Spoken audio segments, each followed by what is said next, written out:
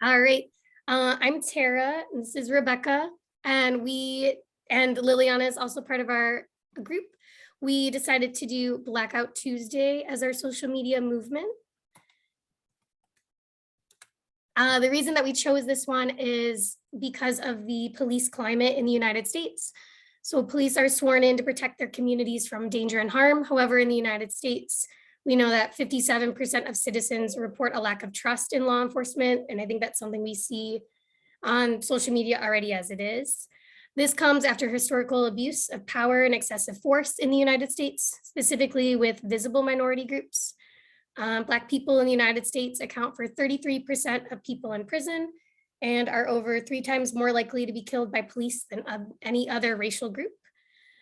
With the growth of social media comes the growth of awareness to these unjust acts of police violence and bias. One example is the brutal murder of George Floyd, which was posted to the internet, which originally sparked or really heightened the outrage and angered citizens wanting more accountability and beginning the process for police reform. I can't read the bottom because of the little bar, but the social media movement was chosen to see if there was a positive, long-lasting change from this movement. The key players in this movement, it was something that I participated in Black Tuesday and I did not know who even began Black Tuesday. So it was interesting to research and find out that the key players where it all started was 2 Billboard music executives. So Black Tuesday and Black Lives Matter both have similar components, fighting for injustice of Black citizens, but their beginnings were totally different. Those 2 Billboard music executives were Jamila Thomas and Brianna Agyemang. Their goal was to disrupt the work week in the music industry, as Black artists account for a majority of the Billboard music leaders. So it felt like needing more respect for those Black artists since they were Black citizens were being taken advantage of in the public. However, many more big names became key players, such as Spotify, Sony, TikTok, Capitol Records, Warner Music, and a ton of other music companies. Participation ranged from investing in more mental health for their employees. I believe Sony did that. And then stopping or pausing music release on that day, or in Spotify's case, promoting specifically Black artists on their platform that day. Also, individual musicians participated, such as Rihanna, Ariana Grande, Rolling Stones, Lil Yachty, Halsey, Taylor Swift, Beyonce, Lady Gaga, and many more.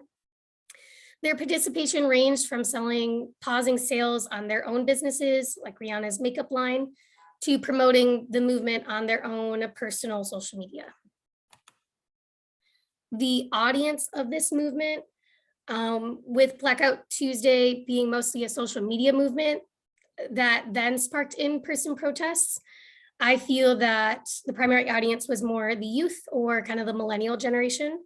So the goal of Blackout Tuesday was to pause advertisements in order to disrupt the industry and create a blacked out platform by posting just Black photos with the hashtag Blackout Tuesday.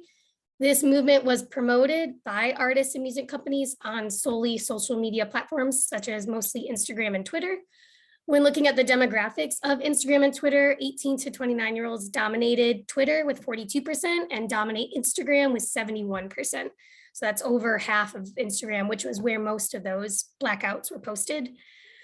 One social media platform that did not participate in pausing of ads was Facebook.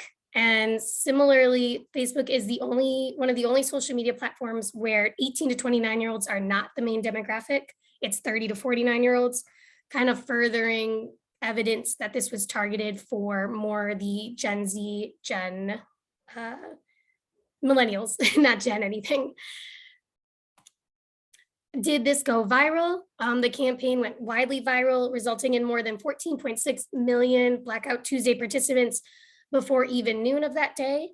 The success of the movement can be partially attributed to the efforts of the huge influential artists that already had large social media followings.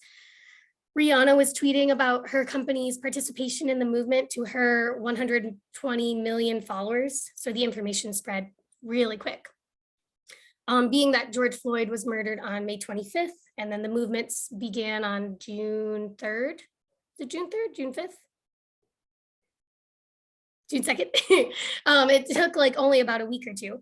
The success of this movement can also be attributed to the relation to the already famous Black Lives Matter movement that already had a lot of popularity, which had been bringing awareness to excessive police violence since 2013 with cases such as Trayvon Martin and Michael Brown. The George Floyd case was another shocking example of this excessive force that was instantly backed by the Black Lives Matter movement. This case also happened at the end of the first wave of the COVID-19 lockdown in the United States. So tensions were high and there was a lot of stress going on.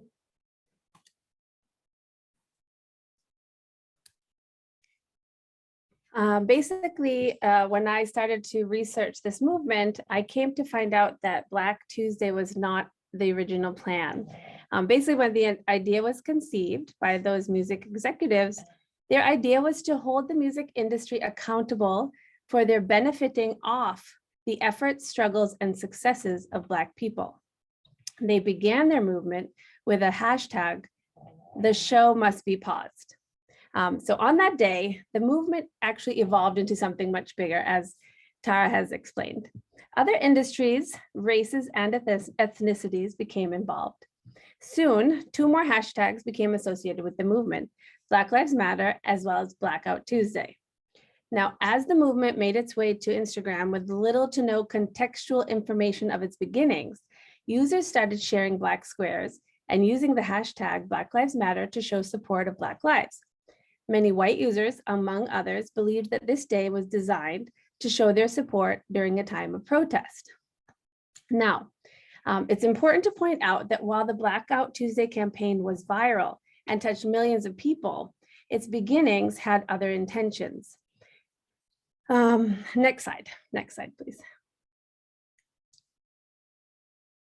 Okay, sorry, I'm on my other screen. Okay, so now, as I mentioned, it did evolve from "The show must be paused" into Blackout Tuesday. Now, if you look up any articles published in the wake of Tuesday, June 6th, imagine I thought it was the 2nd, it is clear that the origin of the social media campaign was clouded, if not completely lost, as evidenced from these following article excerpts. Now, all of these headlines sort of misstate the goal of the day as being supportive of the Black Lives Matter movement, when in reality, the intention was simply to hold the music industry accountable for benefiting from these effects of struggles and successes of Black people. Now, this is definitely related to Black Lives Matter, but the original intention does not seem to be that of protesting police brutality or supporting policy change. Rather, it was supposed to be a day of solidarity for the community. Next slide.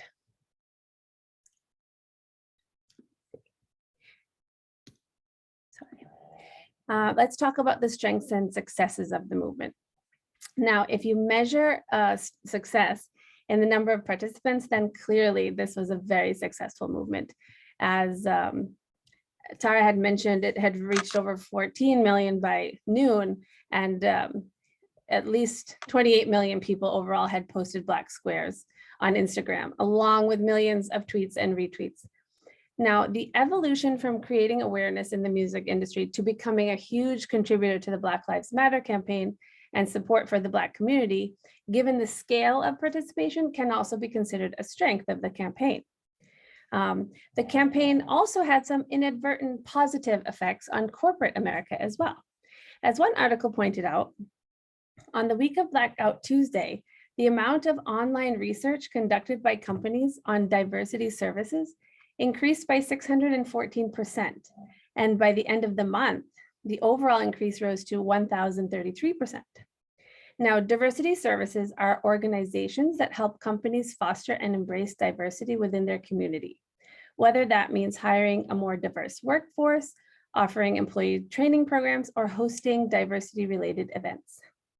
Additionally, Blackout Tuesday may have also had the unintended effect of generating interest in gender inequality. Basically, during the week of the event, online research conducted on the topic of women empowerment increased by 406%. Next slide, please. And let's talk about some of the weaknesses and failures of the campaign. Now, if you consider that the origin of the campaign began to create awareness in the music industry, one might argue that due to the evolution of the campaign itself, that the original message was lost. So it was not as successful as its creators had hoped it would be. Additionally, there were many criticisms that have been published about the counterproductivity of posting empty black squares and clogging up Instagram feeds, making it impossible to find relevant posts and petitions related to the Black Lives Matter cause. For example, posting black squares and utilizing a hashtag that had since been employed as a way of information sharing ultimately pushed down valuable information for Black Lives Matter protesters and suppressed images of those in the streets protesting police violence. Users' feeds were full of black squares for hours, and if one selected the hashtag, it became very difficult to find the necessary information about protests and supplies folks needed. Another person has said that on Instagram, for example, people are including the Blackout Tuesday hashtag alongside Black Lives Matter. Others are solely using the Black Lives Matter hashtag. That creates problems for users who search for Black Lives Matter because they get results showing row after row of black boxes rather than useful resources. Now, there was a solution proposed on that day by some to sort of correct this problem of diluting the Black Lives Matter hashtag. They thought that we could simply remove the hashtag from the posts of the black squares. However, the call to remove the hashtag from millions of posts was not nearly as viral as the original campaign itself. So if one searches for Blackout Tuesday posts on Instagram today, you will see the recent posts are of Instagrammers who are using the popularity of the hashtag to give their personal posts more visibility. And most of the most recent posts are unrelated to the Black Lives Matter movement at all. That's of the Blackout Tuesday hashtag. Next slide, please. Okay, so in summary, the campaign was effective and it reached millions of people. It got celebrities talking, activists buzzing, and millions of people posting in solidarity and support. It affected the music industry, corporate America, and youth around the world. It illustrated what can happen when the power and scope of social media are not completely thought through before actions are set into motion. The consequences of the original movement, the show must be paused, and its evolution into Blackout Tuesday and its support for Black Lives Matter resulted in the dilution and clogging of feeds that otherwise were productive and powerful. More importantly, however, is that it created awareness about pure intentions and their sometimes unintended and dangerous effects. Let's see, next slide, please. So how was all of this related to our course themes? Now, the Blackout Tuesday campaign was actually a great example of the complexities of active youth-based citizenship in this social age. Watching the evolution of the original campaign, followed by the sheer volume of participation, concluding with a vigorous criticism and call for action to reverse the unintended effects of the campaign, all combined, illustrate the power of youth and their feeling of responsibility and citizenship. Social media platforms have become a place for politicized conversations, and today's youth are taking full advantage of these tools to act, to support, and to be heard. That's the end of our presentation. And I think we'll include our reference slides in the paper that we sent. Thank you.